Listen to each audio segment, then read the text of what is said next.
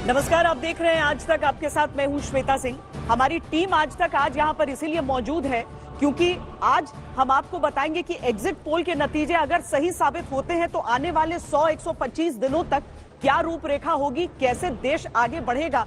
हमारे साथ विक्रांत गुप्ता है, अंजना ओम कश्यप है, गौरव सावंत है, नेहा बाथम है, सईद अंसारी है, सुधीर चौधरी है, चित्ता त्रिपाठी है, सिद्धार्थ जरावी है और साथ में अर्पिता आर्या है। अब आज तक पर आप देखते होंगे कि हम सब कवर सब कुछ करते हैं, एक्सपर्टीज भी हमारा एक क्षेत्र में रहता है, लेकिन अगर एग्जिट पोल यानी एग्जिट पोल के नतीजे जो हमारे सामने आए हैं और अब जो मतगणना कल होनी है उसके बीच में जो आज का दिन है वो भी बेहद निर्णायक है। अब आज तक को ही दिए इंटरव्यू में सबसे पहले प्रधानमंत्री नरेंद्र मोदी ने कहा था कि मैं आपको एक स्पष्ट खबर देता हूं, 100 नहीं 125 दिन का प्लान है। अंजना का वो सवाल था और 125 दिनों की प्लानिंग पूरी प्रधानमंत्री ने कर रखी। बिल्कुल श्वेता, देखिए प्रधानमंत्री ने युवाओं पर खास तौर पर उन्होंने चर्चा की थी मेरे सवाल के जवाब में, लेकिन चूंकि हम लोग मोदी 3.0 की बात कर रहे हैं तो सबसे बड़ा राइडर इसमें यही है कि अभी एग्जिट पोल के अनुमान पर हम ये पूरा शो कर रहे हैं।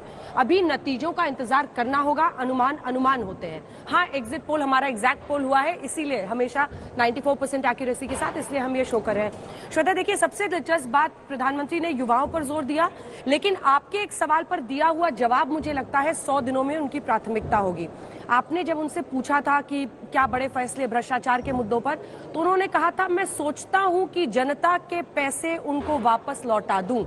तो मुझे लगता है कि प्रधानमंत्री की मोदी 3.0 में सबसे बड़ी प्राथमिकता, शायद उन्होंने जिक्र भी किया कि अलग अलग जो एजेंसियां हैं वो कितने पैसे इकट्ठा कर रही हैं जब वो जब्त कर रही हैं पैसे को, तो उन्होंने कहा कि सोचता हूं जनता को वापस लौटाऊं। और उन्होंने कहा कि जमीन के पतले नौकरी वाला जो घोटाला है बिहार का, उन्होंने जिक्र भी किया और उन्होंने कहा कि वहां पर देखिए जमीन लिया जा रहा है और बाकायदा नाम भी दिया कि अगर किसी शख्स की जमीन ये तय हो जाए कि इस व्यक्ति ने नौकरी देने के एवज में घूस में, रिश्वत में ये जमीन दी थी जो कि उसकी खुद की जमीन है, तो वो जमीन हम उसको वापस कर देंगे।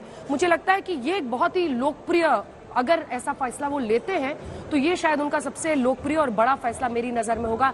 चाहे वो वन नेशन वन इलेक्शन हो, समान आचार संहिता, माफ कीजिएगा, जो यूसीसी की बात वो करते रहे हैं उनके उसमें भी है वो, लेकिन स्टेट्स में लागू हो रहा है। लेकिन मुझे लगता है कि ये वाला फैसला जो आपके सवाल के जवाब में था वो सबसे लोकप्रिय और बड़ी चीज होगी। कन्याकुमारी से लौटते हुए भी एक पूरा दस्तावेज तैयार कर लिया सुधीर, और वो दस्तावेज मैं लेकर आया हूँ। देखिए, हम ये बात क्यों कर रहे हैं आज श्वेता, ये बात इसलिए कर रहे हैं क्योंकि प्रधानमंत्री मोदी ने खुद भी ये मान ही लिया है कि वो तीसरे टर्म में आ रहे हैं। और कन्याकुमारी से लौटते हुए जो उन्होंने लिखा है अपने इस पत्र में, जो उन्होंने देश के लोगों के नाम लिखा है, उसमें एक्चुअली उन्होंने अपना पूरा रोड मैप बताया है। लेकिन आज देखिए चर्चा किस चीज़ की चल रही है। देश में लोग ऐसा कह रहे हैं कि आते ही वो क्या कहेंगे। तो 2014 में जब वो आए थे तो उन्होंने सबका साथ ये कहा था, फिर 2019 में उन्होंने सबका विकास।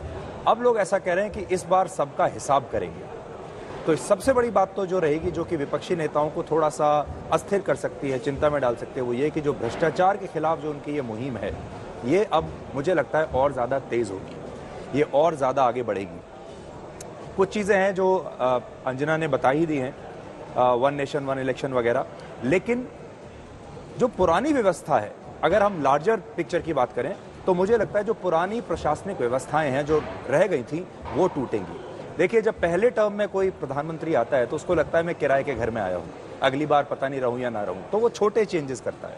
फिर जब दूसरा टर्म मिलता है तो उसको लगता है कि नहीं, अब ये मकान में थोड़ा